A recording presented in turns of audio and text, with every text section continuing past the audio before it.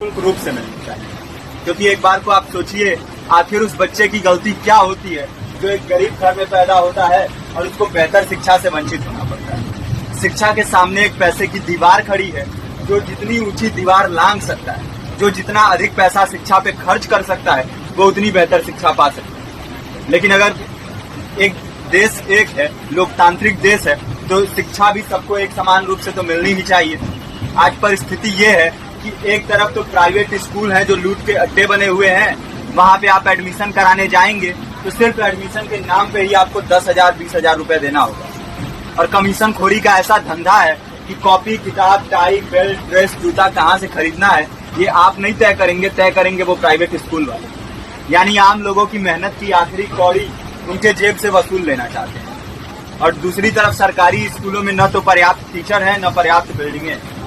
2019 का ही ये पुराना आंकड़ा है कि हर 100 में से 52 स्कूलों में या तो एक टीचर है या 2 टीचर हैं। और उन्हीं टीचरों के ऊपर जिम्मेदारी थोप दी जाती है कि जनगणना करो, मतगणना करो, पशुगणना करो, तमाम काम करवाए जाते हैं। और 19 के बाद से तब से कितने टीचर रिटायर हुए होंगे और 18 के बाद से कोई टीचर की वैकेंसी भी नहीं है। आप खुद भी सोच सकते हैं ये परिस्थिति और कितनी बिगड़ी हो। इसीलिए हम लोग ये मांग उठा रहे हैं, चाहे कोई राष्ट्रपति का बच्चा हो या किसी मजदूर का, सबको शिक्षा एक समान मिलनी चाहिए और निःशुल्क रूप से मिलनी चाहिए। प्रेमचंद ने अपने दौर में भी कहा था कि एक सभ्य समाज में ऊंची से ऊंची तालीम मुफ्त होनी चाहिए और इसका पूरा खर्च गवर्नमेंट को उठाना चाहिए। क्योंकि हमारे देश को फौज से ज्यादा आवश्यकता तालीम की। और शिक्षा से जुड़ता हुआ ही दूसरा मुद्दा हम लोग उठा रहे हैं।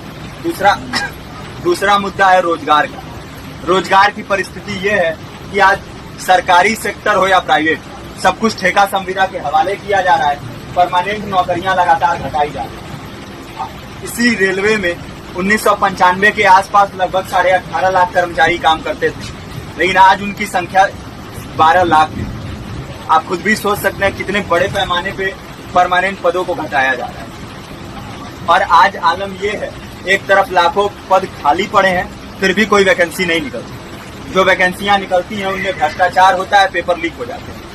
RO, UP police, BPSC, SSC, CGL, ऐसे तमाम पेपर लीक हो चुके हैं, आप लोग भी जानते हैं। अभी नीट की धांधली में ये पता चला कि एक एक पेपर 30 लाख से 50-50 लाख रुपए में बेचा गया। हम और आप तो ये पैसा नहीं दे सकते। पूरी की पूरी कारस्तानी सरकार, प्रशासन, शिक्षा माफियाओं की होती है। और भुगतता कौन है? आम घरों के लोग, जो लोग सालों साल तैयारी करते हैं, दिन भर में 10-10 घंटे, 12-12 घंटे पढ़ते हैं। और इतनी कड़ी मेहनत के बाद, सालों साल की मेहनत के बाद उनके हाथ लगती है तो सिर्फ हताशा, निराशा, अवसाद। बहुत से छात्र नौजवान जो इस बेबसी में, इस डिप्रेशन में नहीं जी पाते, आत्महत्या तक के कदम उठा लेते हैं। लेकिन ये देश की विडंबना है कि टीवी चैनल, अखबार, मीडिया, नेता, मंत्रियों के लिए कहीं ये कोई मुद्दा नहीं है। उनके लिए मुद्दे हैं तो जाति, धर्म, रंग, नस्ल, अगड़ा पिछड़ा।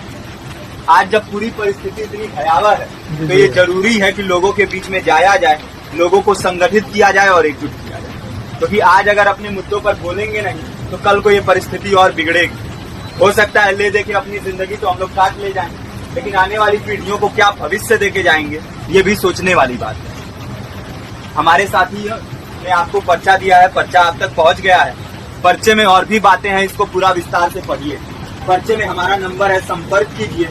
फेसबुक का, इंस्टाग्राम का लिंक है, आप वहाँ पे जाएंगे तो आपको पता भी चलते रहेगा कि लगातार किन किन माध्यमों से हम इस अभियान को चला रहे हैं। नुक्कड़ नाटक, संगीत, शिक्षा सहायता मंडल, लाइब्रेरी, तमाम माध्यमों से इस अभियान को चला रहे हैं और कोशिश कर रहे हैं कि बड़े से बड़े पैमाने पर हर जगह पे लोगों को संगठित किया जाए और एकजुट किया जाए। आपके बीच भी आए हैं, आपका साथ और सहयोग दें। साथ इस रूप में कि आप भी हमारे इस कारवां और इस मुहिम से जुड़िए।